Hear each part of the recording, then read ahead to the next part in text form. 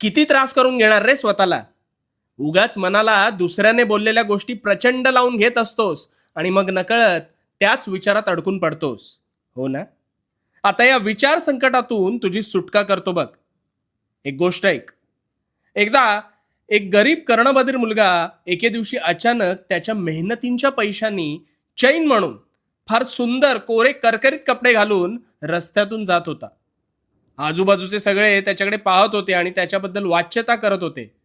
त्या मुलाला वाटले आपण कदाचित छान दिसतोय म्हणून लोक वाहवा करत आहेत, आणि म्हणून तो मात्र चेहऱ्यावर स्मितहास्य ठेवून त्याच भ्रमात पुढे चालला होता.